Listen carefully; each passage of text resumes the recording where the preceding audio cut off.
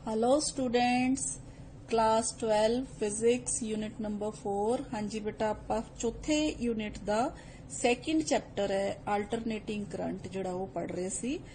आप लास्ट अपने लैक्चर दे विच डिस्कस कर रहे सी बेटा AC through LCR series circuit. ठीक है, जे तुसी देखिया होए मेरा लास्ट वाला लैक्चर ते आपां उहदे च LCR चो AC जिहड़ी है वो पास करके ते आपां की फाइंड आउट कीता सी बेटा Z दी वैल्यू फाइंड आउट कीती सी।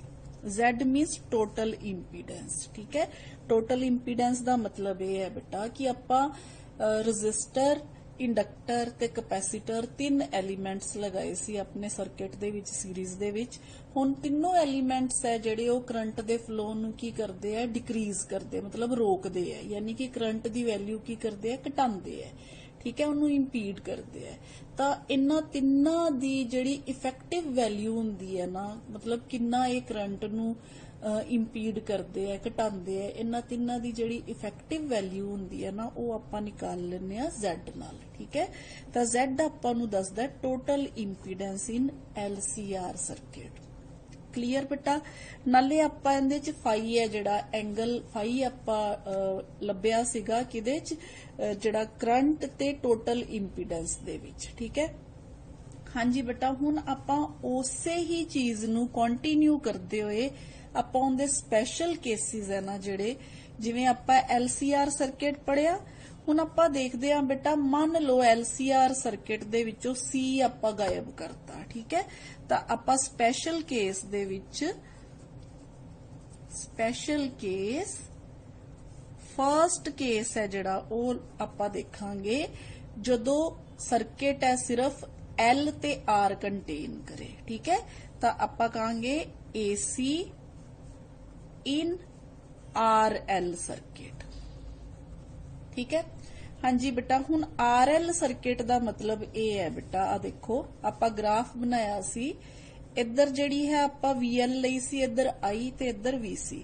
हुण RL दा मतलब ये है कि आ वाला पोर्शन गायब है, यानी कि आ चीज नहीं है ना। तो अपने कोल जिहड़ा ग्राफ आया सी बेटा वो इदां आया सी,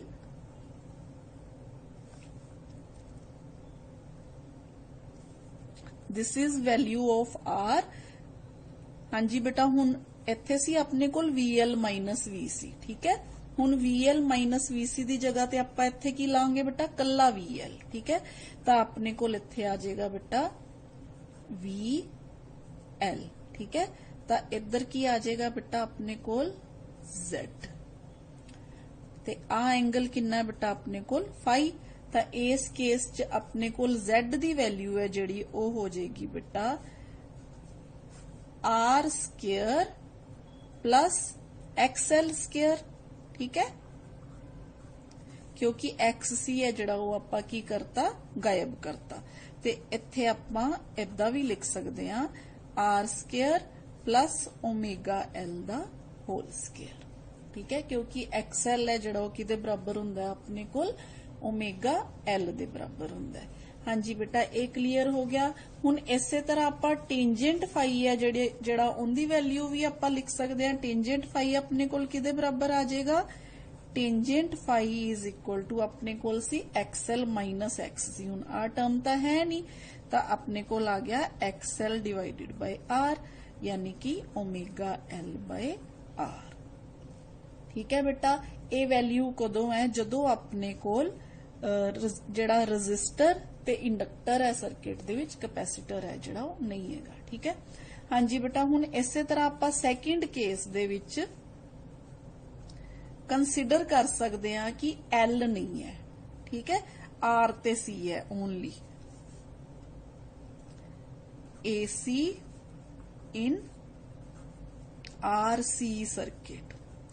हाँ जी बेटा, हुण उस केस च देखो की होएगा, आ जिहड़ा कंपोनेंट है ये गायब हो जाएगा, हुण सिर्फ अपने कोल आ वाला कंपोनेंट रहेगा। ठीक है, तो हुण जिहड़ा Z है ना वो, क्योंकि हुण अपने कोल पता है कि आ जिहड़ा एंगल है ये 90 डिग्री है, तो अपने कोल Z दी वैल्यू है जिहड़ी इस पासे आ जाएगी बेटा।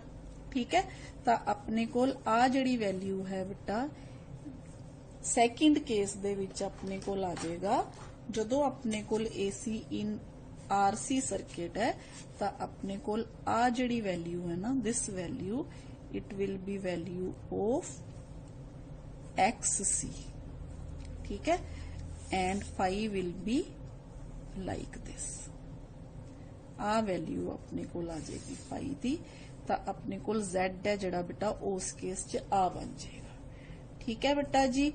ते आ जिहड़ी वैल्यू है this is value of XC, XC means 1/ωc, ठीक है। तो ये केस है बेटा आपां इत्थे आपां फिर इदां लिख सकते हैं बेटा इस केस दे विच कि जिहड़ा अपने कोल Z है वो किदे बराबर आ जाएगा बेटा R² प्लस ओनली ωc², ठीक है। तो Z किदे बराबर आ जाएगा R² प्लस 1/ωc², ठीक है। इसी तरह टेंजेंट फाई किदे बराबर आ जाएगा 1/ωc/R, ठीक है। ये आ गया बेटा अपने कोल वैल्यू जदों आपां रजिस्टर ते कैपेसिटर दा कंबीनेशन लेने आ जी। बेटा हुण आपां इस केस च चंगी तरह देख लिया कि जिहड़ा फाई है ना उनदी वैल्यू किदे ते डिपेंड कर रही है, VL ते डिपेंड कर रही है ते VC ते डिपेंड कर रही है, ठीक है। हाँ जी बेटा इना मतलब ये है कि जे मान लो VL ते VC है जिहड़े, हाँ जी बेटा इत्थे आपां हाँ जी बेटा क्यों डिपेंड करती है फाई दी वैल्यू VL ते VC ते, देखो जरा इस ग्राफ नू ध्यान नाल देखो। आपां इसे ही ट्रायंगल नू इस triangle they which the form च लिखिया, दिस इज इंपीडेंस डायग्राम। इस ट्रायंगल दे विच आपां VL ते VC ते VR नू तिन्नां नू जे आपां बेटा आई नोड नाल डिवाइड कर दिन्ने आ तां अपने कोल इधर R आ जांदा है, इधर की आ जांदा है XL माइनस XC आ जांदा है ते इधर अपने कोल आ जांदा बेटा Z, ठीक है। यानी कि E नोड नू भी जदों आपां आई नोड नाल डिवाइड कर दिन्ने आ तां अपने कोल वैल्यू किंदी आ जांदी है, अपने कोल Z दी वैल्यू आ जांदी है, ठीक है। तां इस करके आपां कह सकते हैं कि जिहड़ा फाई है वो डिपेंड करदा अपने कोल VL ते VC दे विच। हुण मान लो बेटा VL दी वैल्यू बहुत ज्यादा हो जाती है, VC दी बहुत घट है, तो आ फाई है जिहड़ा उन्ना ही ऊपर चला जाता है, ठीक है। इस तरह इधर नू जे ले जावांगे तो फाई है जिहड़ा नेगेटिव आ जाएगा, जदों VC दी वैल्यू है जिहड़ी वो बहुत ज्यादा होएगी ते VL दी वैल्यू है जिहड़ी वो नेगलीजिबल हो जाएगी, ठीक है। तो इस तरह आपां इहनू देख सकते हैं। हाँ जी बेटा हुण नेक्स्ट, हाँ जी बेटा हुण आपां बहुत इंपॉर्टेंट टर्म है जिहड़ी डिस्कस करांगे इसे ही सेम एक्सप्रैशन दे विचों, रेजोनेंस इन LCR सर्किट। आपां लास्ट च डिस्कस कीता सी ना, आपां नेक्स्ट है जिहड़ा रेजोनेंस पढ़नी है इन LCR सीरीज सर्किट, ठीक है। हाँ जी बेटा उनदे वास्ते आपां नू पता है as the instantaneous value of current in LCR circuit is given by किदे द्वारा बेटा I naught is equal to E naught divided by Z, ठीक है। आपां कैलकुलेट कीती LCR सर्किट दे विच वैल्यू। हाँ जी बेटा हुण इस इक्वेशन दे विच हेयर Z की है अपने कोल, Z is equal to R² plus XL minus XC whole square, ठीक है। हाँ जी बेटा हुण जदों आपां Z दे विच वैल्यू है जिहड़ी वो पुट कर दिन्ने आ XL दी ωL ते XC दी 1/ωc, तां आपां देखदे हां बेटा कि जिहड़ी Z दी वैल्यू है ना इंपीडेंस दी वैल्यू वो सिर्फ R, L ते C ते नहीं डिपेंड कर रही, किदे ते डिपेंड कर रही है ओमेगा ते भी डिपेंड कर रही है, ठीक है। यानी कि वैल्यू है RMS वैल्यू ऑफ करंट है जिहड़ा जी बेटा in addition to RLC the RMS value of current in LCR depend upon the angular frequency omega of the AC source। देखो बेटा हुण ये अपनी जगह ते ये अपनी जगह ते ये अपनी जगह ते रेजिस्टेंस क्रिएट कर रहे हैं, ठीक है। इत्थे रेजिस्टेंस है R करके, इत्थे रिएक्टेंस है इंडक्टर करके, इत्थे रिएक्टेंस है कैपेसिटर करके। ठीक है, ਤਾਂ ਆਪਾਂ ਇਸੇ ਕਰਕੇ ਟੋਟਲ ਇੰਪੀਡੈਂਸ ਫਾਈਂਡ ਆਊਟ ਕਰ ਲਿਆ। ਠੀਕ ਹੈ, ਹੁਣ ਆਪਾਂ ਟੋਟਲ ਇੰਪੀਡੈਂਸ ਤਾਂ ਫਾਈਂਡ ਆਊਟ ਕਰ ਲਿਆ, ਹੁਣ ਆਪਾਂ ਨੂੰ ਲੋੜ ਹੈ ਓਵਲੀ ਫ੍ਰੀਕੁਐਂਸੀ ਫਾਈਂਡ ਆਊਟ ਕਰਨ ਦੀ, ਜਿੱਥੇ ਕੀ ਹੈ ਆਪਾਂ ਨੂੰ ਹਰ ਇੱਕ ਸਰਕਟ ਦੀ ਵੱਖਰੀ ਵੱਖਰੀ ਫ੍ਰੀਕੁਐਂਸੀ ਹੈ ਉਹ ਨੋਟ ਕਰਨ ਦੀ ਲੋੜ ਨਾ ਪਏ। ਠੀਕ ਹੈ, ਹਰ ਇੱਕ ਐਲੀਮੈਂਟ ਦੀ। ਤਾਂ ਉਹਦੇ ਕਰਕੇ ਆਪਾਂ ਕੀ ਕਰਦੇ ਆ ਬੇਟਾ, ਰੈਜ਼ੋਨੈਂਸ ਫ੍ਰੀਕੁਐਂਸੀ ਹੈ ਜਿਹੜੀ ਉਹ ਨੋਟ ਕਰਦੇ ਆ, ਫਾਈਂਡ ਆਊਟ ਕਰਦੇ ਆ। ਉਹ ਕਿਵੇਂ ਕਰਦੇ ਆ ਬੇਟਾ, देखो बेटा ध्यान नाल तुसी आ जिहड़ी टर्म है ना, इस टर्म दे विच omega L 1 minus omega C है। ठीक है, हाँ जी बेटा, हुण ओमेगा दे नाल आपां देखदे हां जे एंगुलर फ्रीक्वेंसी ओमेगा दे उपर डिपेंड कर रहा है इस जिहड़ा इंपीडेंस है, रिएक्टेंस है। ठीक है, एज आपां देखिया बेटा, as omega L increases as omega increases, है ना, ते 1 by omega c की करेगा बेटा, कदों इंक्रीज करेगा, as omega decreases और वाइस वर्सा।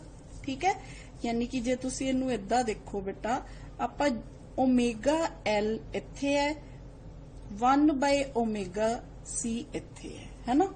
हुण आपां मान लो उपरों ओमेगा नू जिहड़ा है वो घटाना शुरू कर दिन्ने आ ते इधरों ओमेगा नू है जिहड़ा वधाना शुरू कर दिन्ने आ। ठीक है, इत्थे जांदे जांदे रस्ते च एक पॉइंट इहो जिहा आएगा बेटा जिथे जाके ना इन्हां दोनां दी फ्रीक्वेंसी है जिहड़ी इन्हां दोनां दी वैल्यू है ना जिहड़ी सेम हो जाएगी।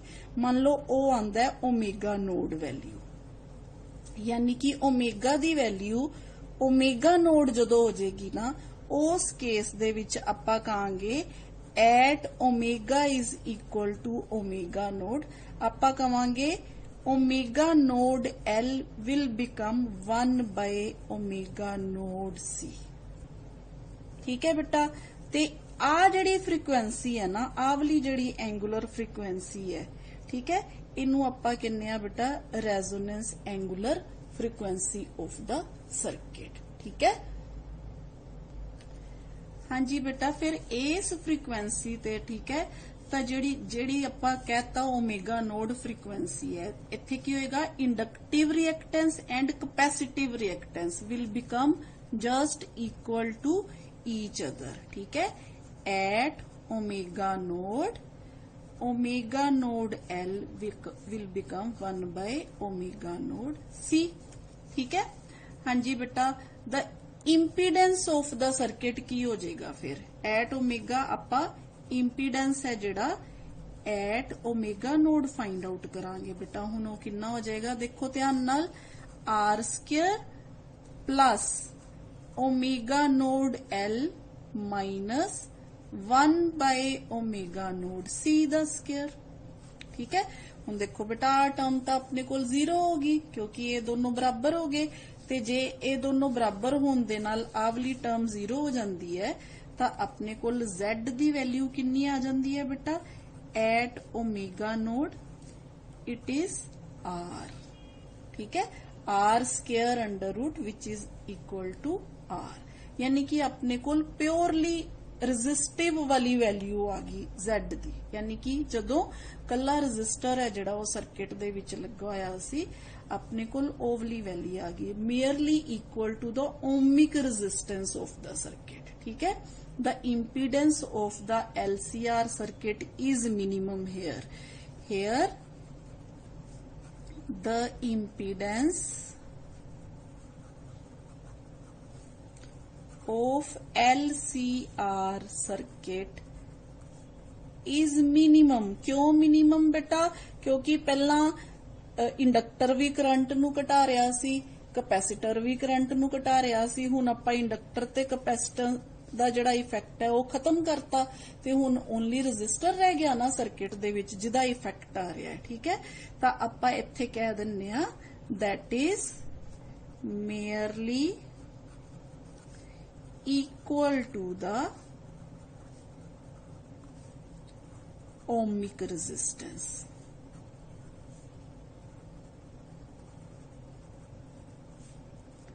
Of the circuit. हाँ जी बेटा, ये क्लीयर हो गया। हाँ जी, हुण बेटा जदों आपां वैल्यू निकालनी है, देखो when omega is equal to omega naught, तो करंट दी वैल्यू की हो जाएगी बेटा। हुण देखो करंट अपने कोल कितना सी, आ देखो आपां करंट दी वैल्यू है जिहड़ी वो इदां लिखी सी है ना, तो अपने कोल करंट किदे बराबर हो जाएगा बेटा, फिर करंट भी मैक्सिमम हो जाएगा जिहड़ा वो किदे बराबर आ जाएगा, आई है जिहड़ा अपने कोल आ जाएगा E डिवाइडेड बाय R। ठीक है, क्योंकि Z दी जगह हुण अपने कोल की आ गया बेटा, R आ गया, तो इनू आपां कहने आ maximum value of current. Maximum value of current जिहड़ी कदों है बेटा, उदों जदों रेजोनेंस कंडीशन आ गई। ठीक है, रेजोनेंस कंडीशन दे विच जिहड़ी करंट दी वैल्यू है वो की होगी, मैक्सिमम होगी। ठीक है, ते जे करंट दी वैल्यू मैक्सिमम होगी, हुण आपां नूं इह भी पता चल गया कि जदों मेयरली आर हुंदा है उदों जिहड़ा है अपने कोल EMF ते करंट है जिहड़े वो की हुंदे है, इन फेज। ठीक है, at this EMF and current are in phase with each other. With each other. हाँ जी बेटा, ये किवें आपां पता कर सकते हैं इन फेस विद ईच अदर। देखो आपां हुणे जिहड़ा है वैल्यू फाइंड आउट करी सी ट्रायंगल दी टर्म्स दे विच। ठीक है, जदों ट्रायंगल्स दी टर्म च देखो बेटा आ जिहड़ा फैक्टर है, आपां आ वाला फैक्टर है जिहड़ा जे अपने कोल है ही नहीं, ना ए हैगा ना ए हैगा, ते अपने कोल आर भी इसे डायरेक्शन च है, आई भी इसे डायरेक्शन च है। ठीक है, तो आपां फिर की कह सकते हैं कि EMF ते करंट है जिहड़े वो की है, इन फेस विद ईच अदर। हाँ जी बेटा, आपां इहनूं इदां भी लिख सकते हैं क्योंकि टेंजेंट फाई है जिहड़ा वो अपने कोल XL minus XC divided by R है। हुण अपने कोल XL is equal to XC हो गया, तो टेंजेंट फाई है जिहड़ा वो किहदे बराबर हो गया, 0 दे बराबर हो गया। ठीक है, तो बेटा हुण आपां आ जाइए डेफिनेशन की बनेगी हुण अपने कोल जिहड़ी है, so a series LCR circuit which admits maximum current corresponding to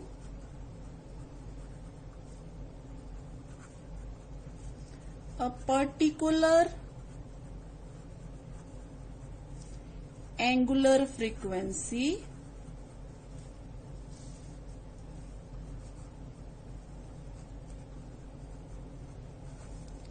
omega node. ठीक है, particular angular frequency omega node of the AC source is called series resonant circuit।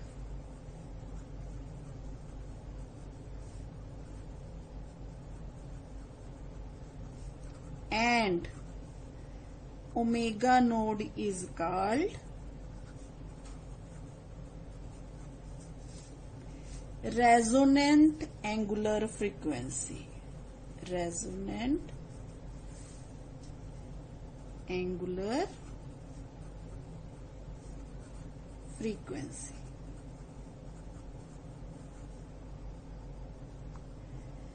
हाँ जी बेटा, ये चीज क्लियर होगी जी बेटा। हुण आपां देखो केड़ी केड़ी कंडीशन डिस्कस कर ली। आपां डिस्कस किया कि Z दी वैल्यू है जिहड़ी ओमेगा नोड ते वो किदे बराबर आ जांदी है बेटा, R दे बराबर आ जांदी है। ठीक है ना।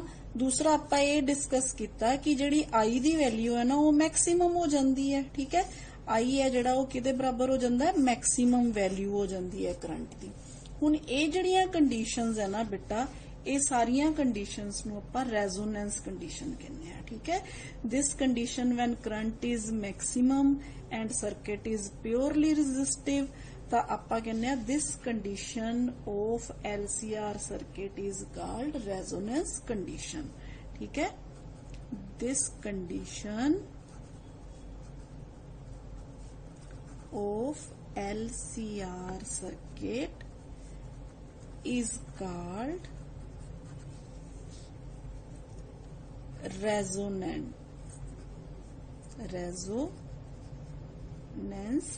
condition। ठीक है, हाँ जी बेटा, इस कंडीशन नूं आपां रेजोनेंस कंडीशन कहते हैं। हाँ जी बेटा, हुण आपां एक होर अगे नाल डिस्कस कर लीए, वो है बेटा resonance frequency. Now what is resonance frequency? Resonant frequency. हाँ जी बेटा, हुण सारे एलीमेंट्स करके सर्किट दे विच इंडक्टर, कैपेसिटर, ਜਿਹੜਾ है रजिस्टर है, देखो अपने होम ਜਿਹੜੇ अपने घरां दे विच ਜਿਹੜੇ भी डोमेस्टिक आपां यूज करते हैं ना अप्लायंसिस, ਉਹ ਕੋਈ ਵੀ ਕਿਸੇ ਵੀ ਦੇ ਵਿੱਚ ਵੀ ਨਾ ਪਿਓਰਲੀ ਰਜਿਸਟਰ ਹੁੰਦਾ, ਨਾ ਪਿਓਰਲੀ ਇੰਡਕਟਰ ਹੁੰਦਾ ਬੇਟਾ, ਨਾ ਹੀ ਕੈਪੈਸਿਟਰ ਹੁੰਦਾ, ਸਾਰੀਆਂ ਚੀਜ਼ਾਂ ਦਾ ਕੰਬੀਨੇਸ਼ਨ ਹੁੰਦਾ। ਠੀਕ ਹੈ, ਤਾਂ ਹੁਣ ਆਪਾਂ ਰੈਜ਼ੋਨੈਂਟ ਫ੍ਰੀਕੁਐਂਸੀ ਦੀ ਜਦੋਂ ਗੱਲ ਕਰਦੇ ਆ ਨਾ, ਆਪਾਂ ਇੱਕ ਇਹੋ ਜੀ ਫ੍ਰੀਕੁਐਂਸੀ ਦੇਖ ਲੈਂਦੇ ਆ ਜਿੱਥੇ ਕੀ ਹੈ ਆਪਾਂ करंट है जिहड़ा वो की है मैक्सिमम अटेन हो जाता है, यानी कि पीक वैल्यू है ना जिहड़ी करंट दी वो की हो जाती है, मैक्सिमम हो जाती है LCR सर्किट च। यानी कि जिन्ने भी LCR वखरे वखरिया नूं नहीं डिस्कस करना, आपां वो कंडीशन ले लेनी है जिथे की है करंट है जिहड़ा वो मैक्सिमम हो जाता है। तो फिर आपां रेजोनेंट फ्रीकुएंसी दी डेफिनेशन है जिहड़ी वो ये लांगे बेटा, दी frequency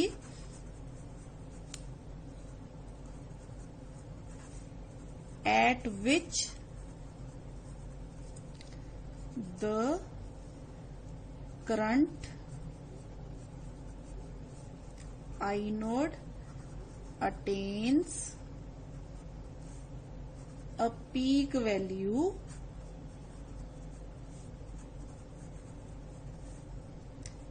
is called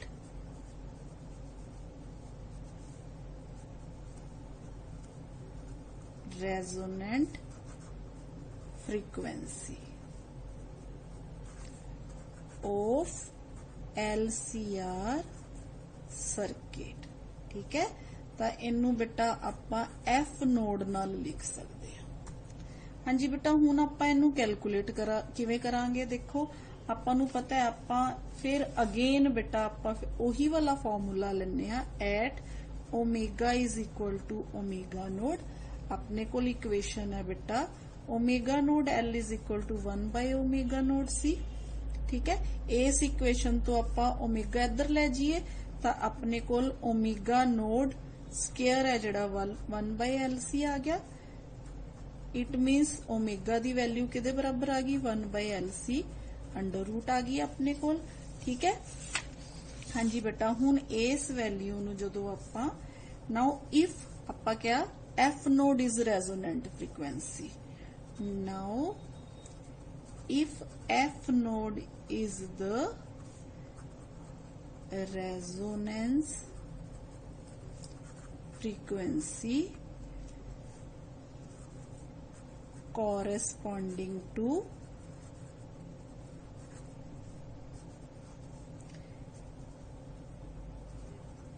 resonant angular frequency, वो केड़ी है बेटा अपने कोल ओमेगा नोड। देन हुण आपां नूं फॉर्मूला पता है बेटा, ओमेगा इज आपां क्या ना, ओमेगा जिहड़ा है वो 2 पाई बाय टी दे बराबर हुंदा है, यानी कि 2 पाई इंटू फ्रीक्वेंसी दे बराबर हुंदा है। तो फिर अपने कोल एफ नोड दी वैल्यू किदे बराबर आ गई, ओमेगा नोड बाय 2 पाई।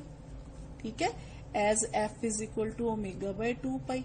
ठीक है, तो बेटा इनदे विच आपां ओमेगा नोड दी वैल्यू इत्थों पुट कर दिन्ने आ, तो अपने कोल एफ नोड दी वैल्यू है जिहड़ी वो आ जांदी है 2 pi under root LC।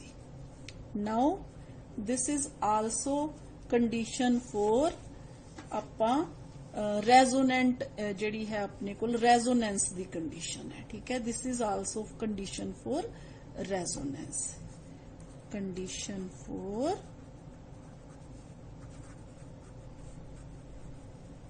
resonance। जी बेटा ਆਪਾਂ ਇਸ ਕੰਡੀਸ਼ਨ ਨੂੰ with the help of diagram ਵੀ ਹੈ ਜਿਹੜਾ ਉਹ ਆ ਦੇਖੋ with the help of graph ਵੀ ਹੈ ਜਿਹੜਾ ਆਪਾਂ ਸ਼ੋ ਕਰ ਸਕਦੇ ਹਾਂ। ਜੇ ਆਪਾਂ ਅਲੋਂਗ ਐਕਸ ਐਕਸਿਸ ਹੈ ਬੇਟਾ ਫ੍ਰੀਕੁਐਂਸੀ ਲੈ ਲਈਏ, ਅਲੋਂਗ ਵਾਈ ਐਕਸਿਸ ਹੈ ਜਿਹੜਾ ਆਪਾਂ ਕਰੰਟ ਲਈਏ, ਤਾਂ ਦੇਖੋ ਆ ਜਿਹੜੀ ਵੈਲਿਊ ਹੈ ਜਿੱਥੇ ਜਾ ਕੇ ਕਰੰਟ ਪੀਕ ਤੇ ਪਹੁੰਚ ਜਾਂਦਾ ਹੈ ਯਾਨੀ ਕਿ ਮੈਕਸਿਮਮ ਵੈਲਿਊ ਹੋ ਜਾਂਦੀ ਹੈ, ਉਸ ਫ੍ਰੀਕੁਐਂਸੀ ਤੇ ਜਿਹੜੀ ਪਾਰਟਿਕੂਲਰ ਫ੍ਰੀਕੁਐਂਸੀ ਹੁੰਦੀ ਹੈ ਨਾ ਉਹਨੂੰ ਆਪਾਂ ਕੀ ਕਹਿੰਦੇ ਆ ਬੇਟਾ ਰੈਜ਼ੋਨੈਂਟ ਫ੍ਰੀਕੁਐਂਸੀ। ਹਾਂਜੀ ਬੇਟਾ ਮੈਨੂੰ ਹੋਪ ਹੈ ਤੁਹਾਨੂੰ ਅੱਜ ਵਾਲਾ ਜਿਹੜਾ ਟੌਪਿਕ ਹੈ ਉਹ ਅੱਛੀ ਤਰ੍ਹਾਂ ਸਮਝ ਆ ਗਿਆ ਹੋਏਗਾ। ਨੈਕਸਟ ਆਪਾਂ ਅਗਲੇ ਲੈਕਚਰ 'ਚ ਕੰਟੀਨਿਊ ਕਰਾਂਗੇ। ਥੈਂਕ ਯੂ ਬੇਟਾ।